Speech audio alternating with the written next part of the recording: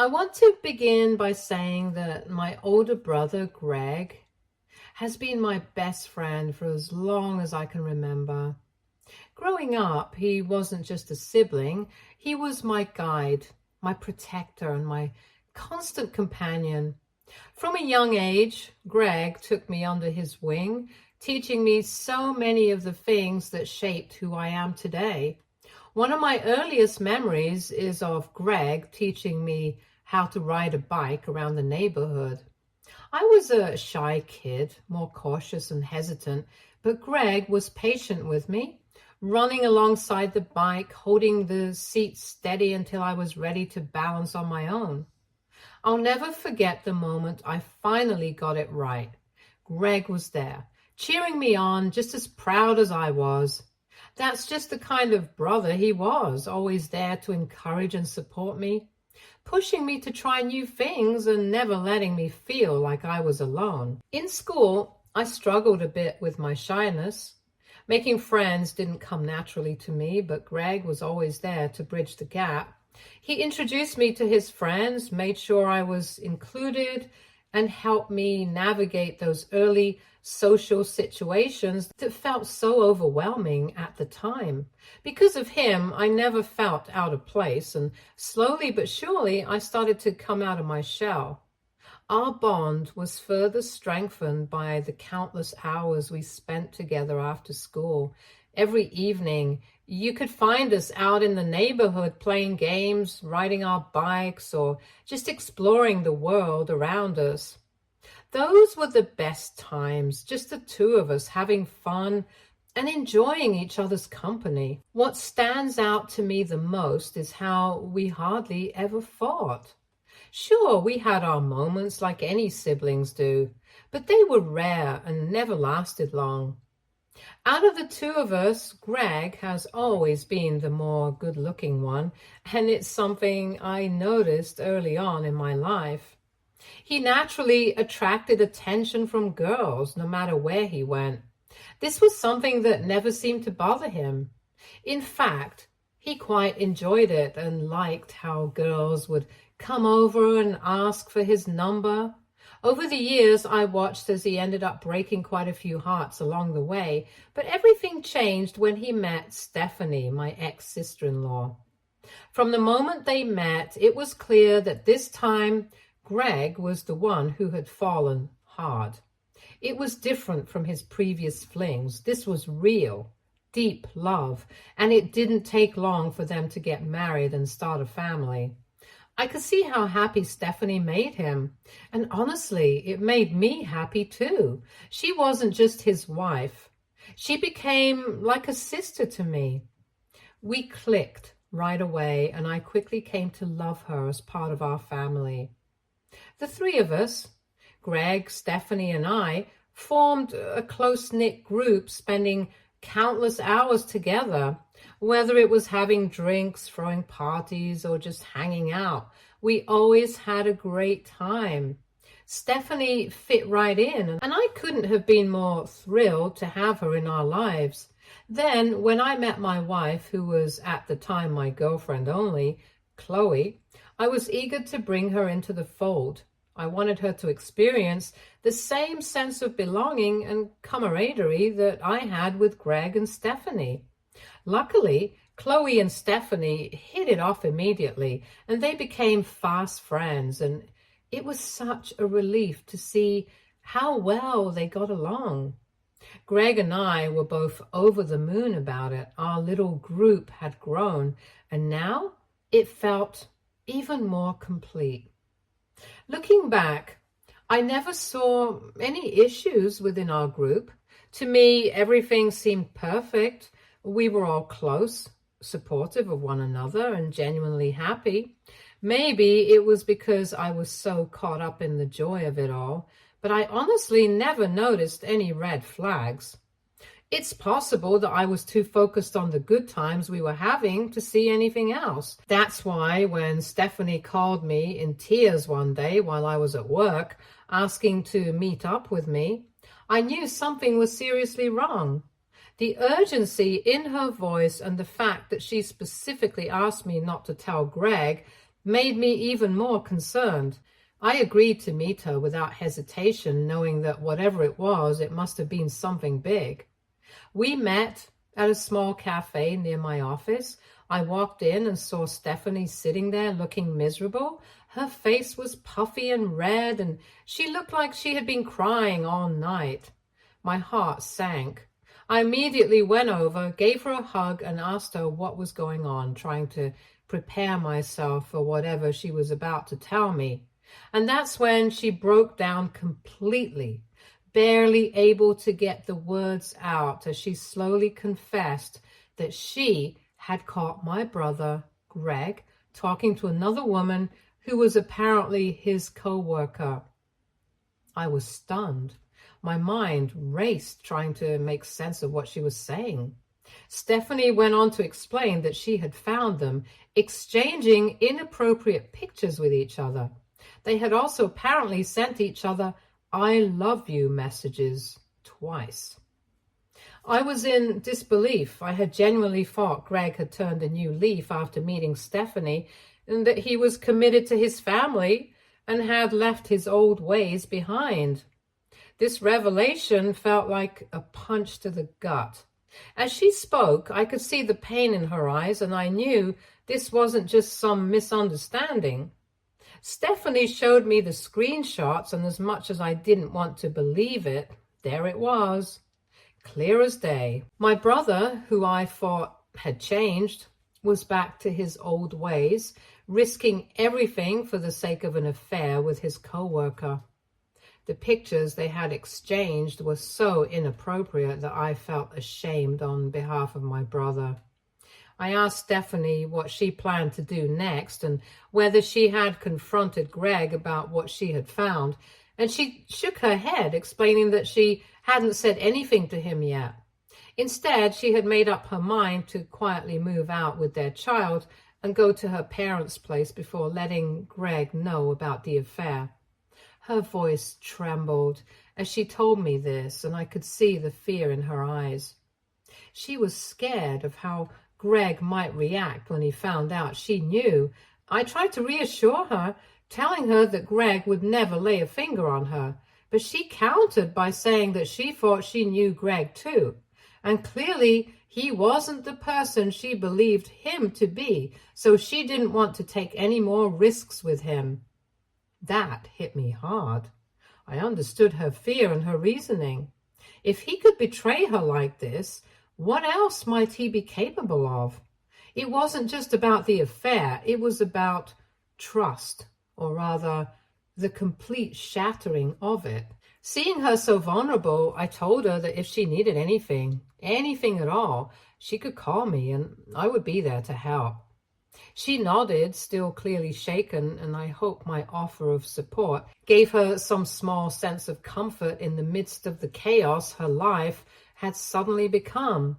Then, as if everything Stephanie had already told me wasn't bad enough, she hesitated for a moment, looking as though she was weighing whether or not to say more. Finally, she took a deep breath and told me there was something else I needed to know. Her eyes avoided mine as she spoke, and I could feel a sense of dread creeping over me. What could possibly be worse than what I'd just heard?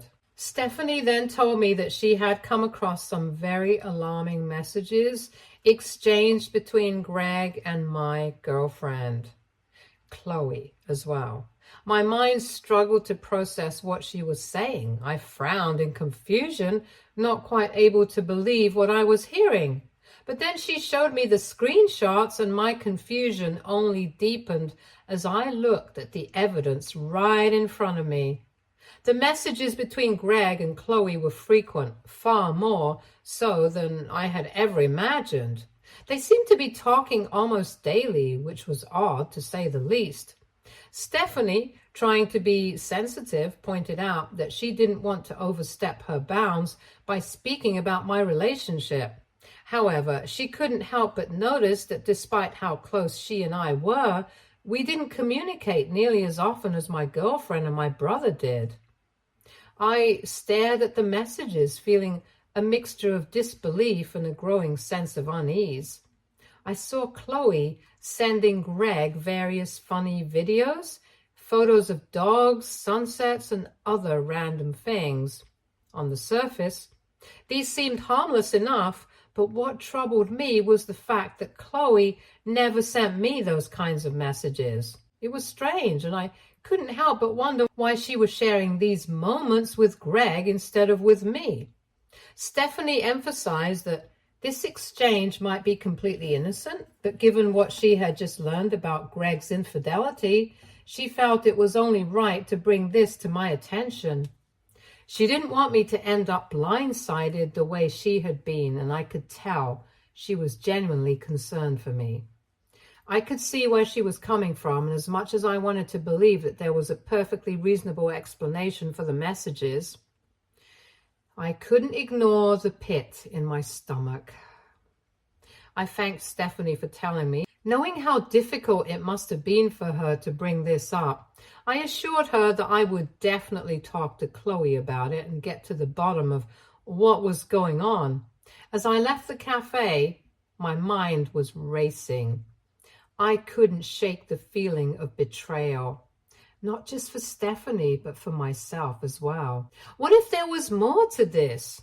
What if Greg wasn't just betraying Stephanie, but me too? I needed answers, and I knew the only way to get them was to confront Chloe and find out the truth. When I finally gathered the courage to confront Chloe about what Stephanie had told me, I approached the conversation as gently as I could. But as soon as I brought it up, her reaction was immediate and intense. She seemed almost offended that I would even think to question her about it. She called the whole thing ridiculous, and before I could even get another word in, she shoved her phone into my hands, telling me that I could go through it if I really wanted to. The situation quickly escalated, and I found myself trying to calm her down, reassuring her that I did trust her. My intention wasn't to accuse her, but simply to understand why she was sharing these videos and photos with Greg and not with me. But instead of addressing my concerns, Chloe flipped the narrative. She argued that I never appreciated things like she did, and that Greg and she had more in common when it came to those interests. Hence, she would text him about it. She went on to assure me that she saw Greg as a big brother, just like I did, and insisted that she would never cross any lines. The way she put it all sounded so reasonable, and in the heat of the moment, I started to feel guilty for even bringing it up. The last thing I wanted was to seem like I didn't trust her and that I was being paranoid, so I ended up apologizing to her instead, feeling bad for having doubted her in the first place. But now, looking back on that conversation, I realized that Chloe was probably gaslighting me the entire time.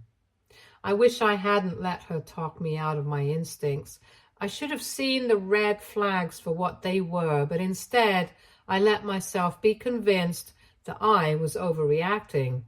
If I had let myself believe the signs, maybe things would have turned out differently. Long story short, Greg and Stephanie's marriage ended in a nasty divorce.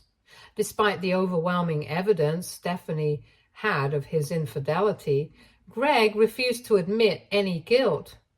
Instead of owning up to his mistakes, he chose to lash out, deflecting the blame entirely. He started telling anyone who would listen that Stephanie was just a gold digger who had married him for his looks and money, rather than acknowledging that he was the one who had destroyed their relationship. Whenever I tried to bring up the topic of why he had cheated in the first place, Greg would shut me down immediately. He would get angry and dismissive and would tell me that being married to the same person for years was boring and that I'd understand one day if I ever went through it myself. It was frustrating and disheartening to hear him talk like this about Stephanie. During the divorce proceedings, Greg lost almost half of his assets to Stephanie and was also ordered to pay child support.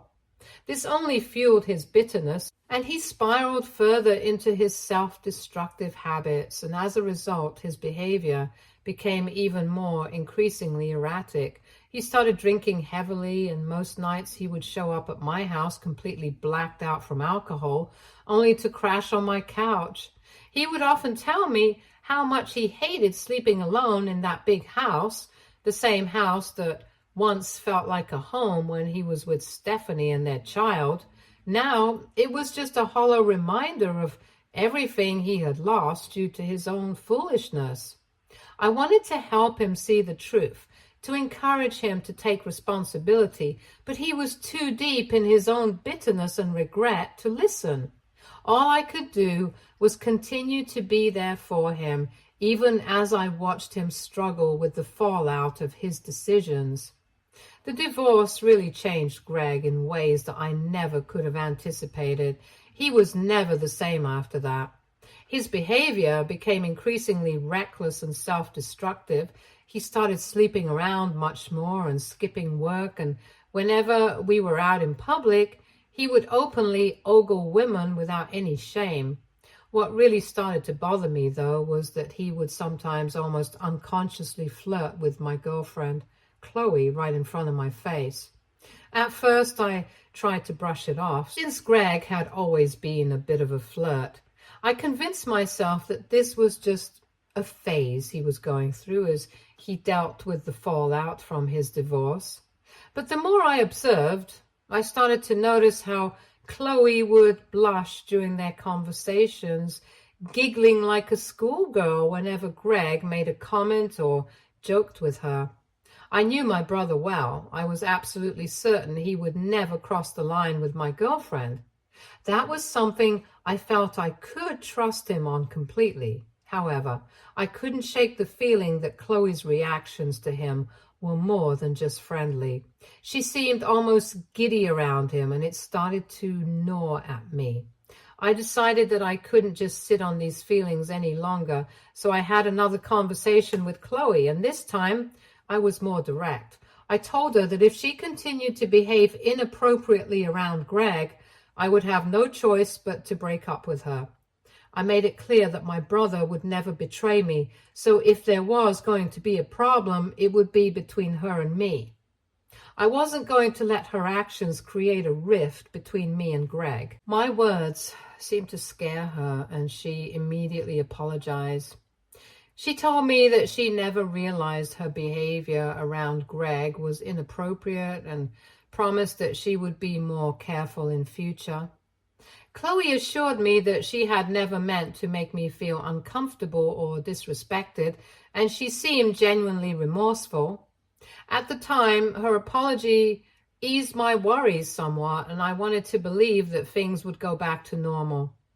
To her credit, after our conversation, Chloe did make a noticeable effort to reduce her interactions with Greg. She no longer engaged in one-on-one banter with him, and I could see that she was genuinely trying to respect the boundaries I had set. I appreciated her efforts, and over time, our relationship began to improve. The tension that had built up between us slowly dissipated, and I started to feel more confident about where we were heading.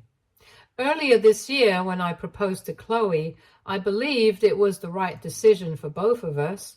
We had been together for a long time, and marriage seemed like the natural next step.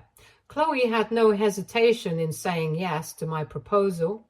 We started planning our wedding, and while I was excited about our future together, I did notice a few things that were odd. Throughout the wedding preparations, Chloe was always more subdued than usual. She didn't display the enthusiasm that I thought brides usually would for their big day. I tried not to overthink it at first, chalking it up to her being an overthinker by nature. Still, her lack of excitement during the wedding planning lingered in the back of my mind, and I brought it up with her a few times, and each time she reassured me that everything was fine, insisting that there was nothing to worry about and that she was just dealing with the usual pre-wedding jitters. However, there were moments when I found Chloe alone in the bathroom crying. When I asked her about it, she would dismiss it, saying that the stress of planning the wedding was getting to her, but that she was okay. Her explanations never quite satisfied me, but I didn't push too hard, wanting to believe that she was just overwhelmed by everything that comes with being a bride. Meanwhile, my brother Greg was incredibly supportive of my upcoming wedding.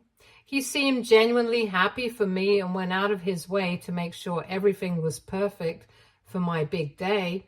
He even organized a grand bachelor party for me that he paid for, insisting that I needed to enjoy my last night as a single guy. We had a great time with our friends, and yesterday I arrived at the wedding venue feeling confident that everything would go smoothly.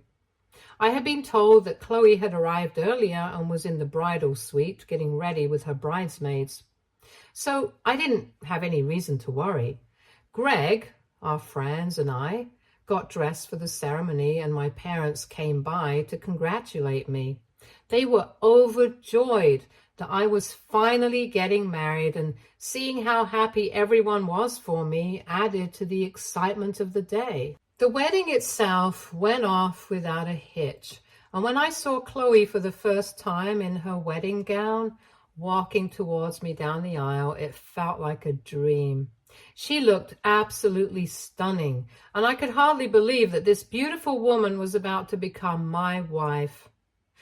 It was a moment I'll never forget, and I was overwhelmed with emotion as we exchanged our vows. After the ceremony, the celebration moved to the reception and the party was in full swing.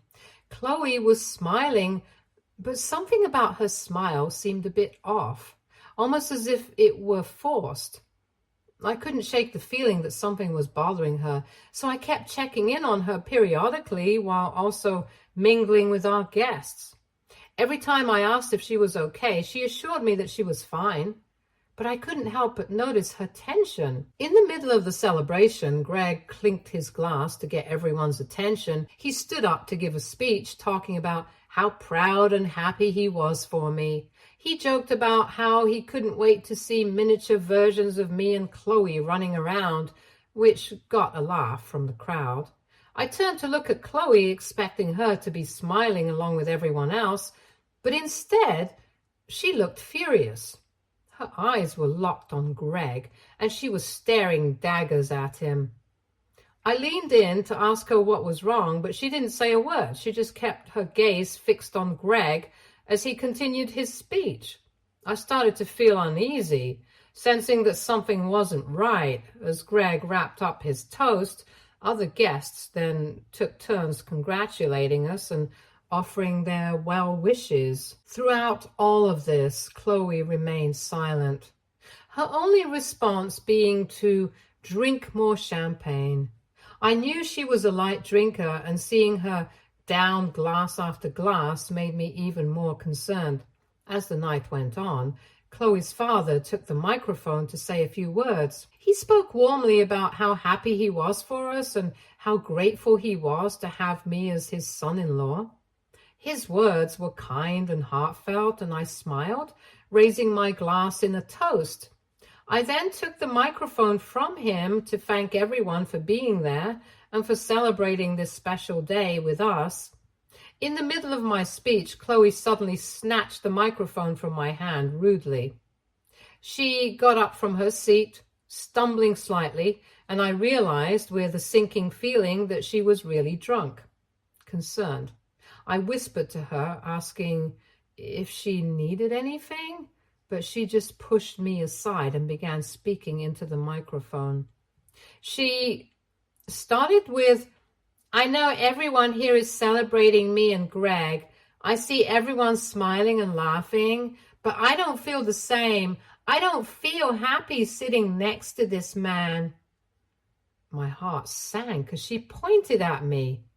I could feel the eyes of every single guest turning towards me, their expressions shifting from joy to confusion and concern. Chloe continued, her voice shaking but determined. "For years, I've kept my mouth shut and hidden my feelings because I was told it was wrong. for me to feel this way, but I can't keep up this act any longer." I was stunned, as were the rest of the guests, who looked around at each other, clearly unsure of what was happening. Then Chloe turned to Greg, and what she said next felt like a knife to the heart. "I've been in love with Greg for years," she announced, her voice raw with emotion. "Even though I feel ashamed about it, I can't hide my love for him any longer." I turned to look at Greg, hoping this was some kind of sick joke. But the expression on his face was one of pure shock, mirroring my own disbelief. Chloe wasn't finished. She then turned to me to declare, "I'm sorry, but I married you only as a consolation prize because I knew I could never have Greg." My mind was racing, trying to make sense of what was happening. But all I could feel was a deep, overwhelming sense of betrayal. Before I could react, Chloe's father appeared behind us and quickly snatched the microphone from Chloe, while some of her brothers rushed over to try to pull her away into a room so that she could calm down. Chloe, however, was not done. She kept shouting Greg's name, her voice echoing through the hall as she struggled against her family. I stood there, utterly humiliated, unable to move or speak. Everything around me seemed to blur as the weight of what had just happened settled in. Greg and my parents rushed to my side, their faces full of concern and disbelief as they asked me if I was okay. All I could feel was numbness. The room had fallen into stunned silence, the festive atmosphere now replaced with awkwardness and discomfort. The woman I had just married, the one I had planned to spend the rest of my life with, had confessed in front of everyone that she loved my brother and that I was nothing more than a consolation prize to her. It felt like my world had come crashing down around me on what was supposed to be the happiest day of my life. I immediately made the decision to call off the marriage right then and there. I announced in front of the shocked guests that I would be ending things with Chloe after what she had just confessed and would be canceling our honeymoon. I apologized to everyone for the scene, my voice shaking with a mix of anger, betrayal, and sadness. I couldn't bear to stay at the venue any longer, so I walked out and headed straight to the nearest bar. There, I drank heavily, trying to drown out the crushing weight of everything that had just happened. I woke up today nursing a brutal headache and found my phone flooded with missed calls and text messages from my family. My family, including Greg, had been trying to get in contact with me all night. They had expressed their concern and support for my decision to divorce Chloe. However, Chloe's family has a different perspective. Her father and brothers have tried to reach out to me, urging me to hear Chloe out and suggesting that her confession at the wedding was a fluke and that she was just too drunk. They are pushing for a chance to talk things over and to reconsider my decision to divorce her. But the messages from Chloe's mother have me reeling. Her mother has argued that as much as she is embarrassed after what her daughter has done, she believes that Chloe's confession wouldn't have happened if there wasn't some truth to it, suggesting that my wife's feelings for Greg are genuine. What is more shocking is that she even has the audacity to suggest that I should give Chloe and Greg a chance by allowing them to go on the honeymoon I had booked so that they both can see if there is a real connection between them. I almost want to vomit after reading this message. AITA, if I proceed with divorce from Chloe. Update 1. I've received a lot of messages and comments regarding this situation, so I want to clarify a few things to address all of your doubts. First, no, my brother hasn't betrayed me. If he had been involved in anything inappropriate with Chloe, she would have definitely mentioned it at the wedding. This situation is clearly one-sided. It's Chloe who has feelings for my brother, and my brother has clearly never reciprocated. And secondly, I've spoken with Greg as well regarding this, and he has expressed deep remorse for everything that's happened. He has assured me repeatedly that he would never betray me like this. Yes, I'm aware of his past infidelity with his ex-wife, which is a serious concern, but I know he would never do this to me in a million years. Update 2. A few days after the fiasco, I finally had a chance to have a conversation with Chloe alone. She looked utterly miserable when we met, her face streaked with tears. I tried to remain composed in front of her and firmly told her that I was moving forward with the divorce and that there was nothing that she could say or do to change my mind.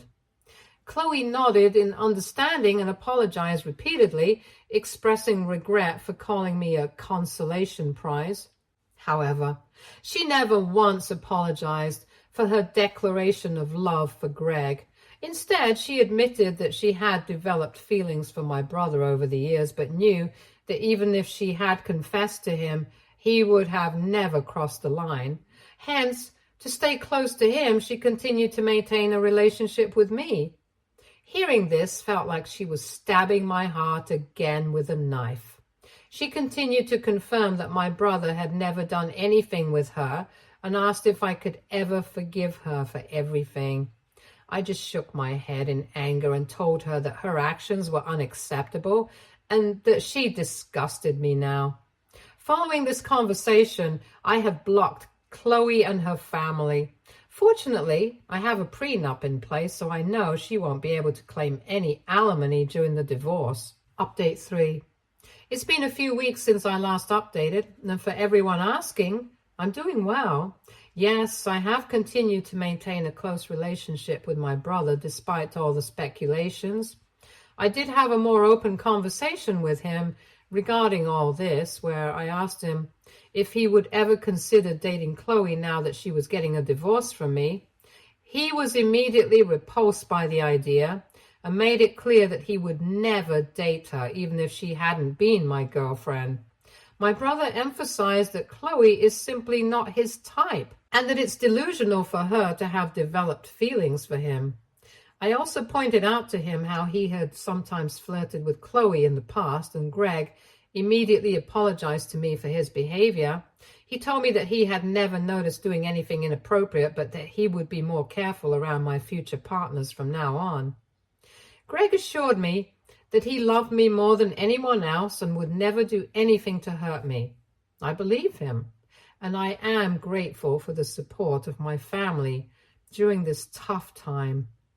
I think I'll be okay. Stay tuned for more stories from Argo Relationships.